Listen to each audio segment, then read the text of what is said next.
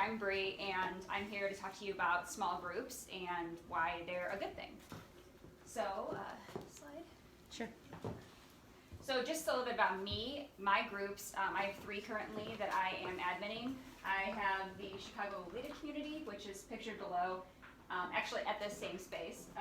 So we are a fashion community, so we do niche fashion things. And then I have an offshoot community from that where it's about conventions. Usually there's anime conventions or comic conventions in the area.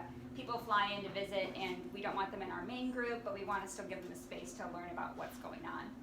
And then my secret group is called Pancake Heroes, which makes no sense, but that's okay. So it's a group of girlfriends that we just share things with each other. It's like a support group.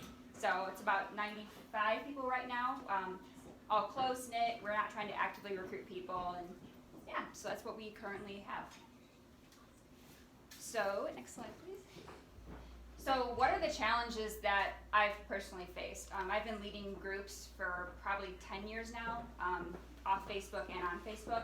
So the challenges that I noticed with Facebook were that I was getting a lack of engagement on posts. So I wasn't really getting people clicking on things or liking things or making posts, and it was getting kind of frustrating. So I was thinking there has to be a solution to this. There has to be a way to make this better.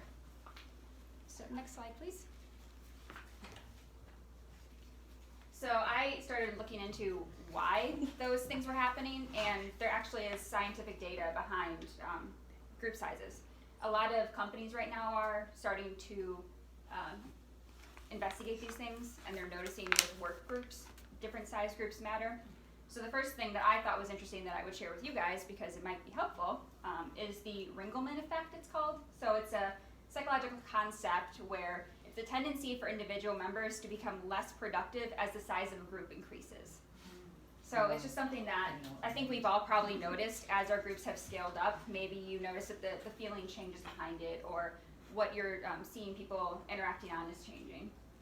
The next one I have is called social loafing. So I have a quote with this. It's basically the feeling of, I don't really need to pull as hard because other people are contributing, and nobody will really know how hard I'm pulling anyways. So I consider that to be kind of hiding. It's when people don't comment or post because no one notices if they're there or not. So it's just lurkers, as I usually call them. And then the final thing that I learned about that I thought was very relevant to group size is relational loss perception. So it's this idea people have that they feel as though the amount of support that they're getting from others decreases as the size of a group increases.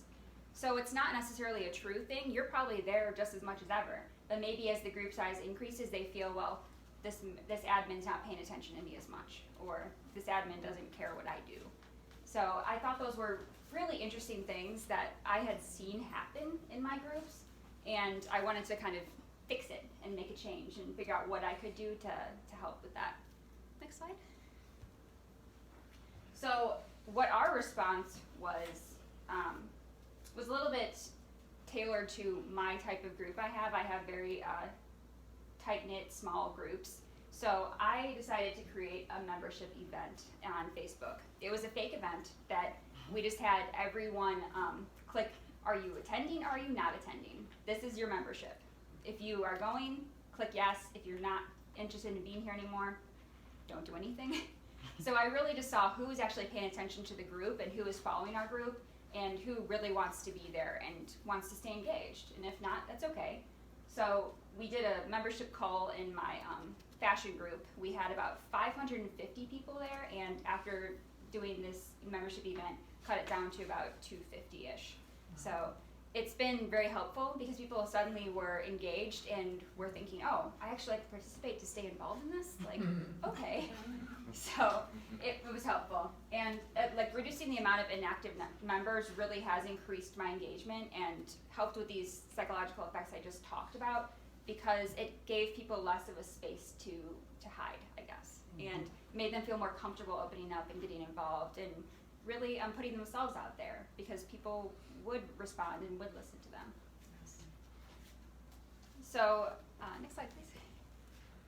moving forward, I think it's really interesting that a lot of companies are doing research about group size, and especially in relation to their teams that they have. Like, I'm sure you've heard of Agile, maybe now. That's very much like small group studies that companies are doing. It's interesting to see how it affects productivity. And I think the most interesting one is that Jeff Bezos from Amazon has said that his team size for Amazon should be no larger than 2 pizzas. So what he means is that when they have a meeting, if they have to order more than 2 pizzas, the team's too big. So it's interesting to see what people are coming up with and what information companies will put out there for us to use and eventually put into use for our groups. We can look at how corporations are running and see, well, what are they getting? So, free information. And so I guess what I really wanted to get out of this is before you feel sad about not having higher numbers of people in your group, maybe think about these concepts and really determine if you're right where you should be after all. Thank you.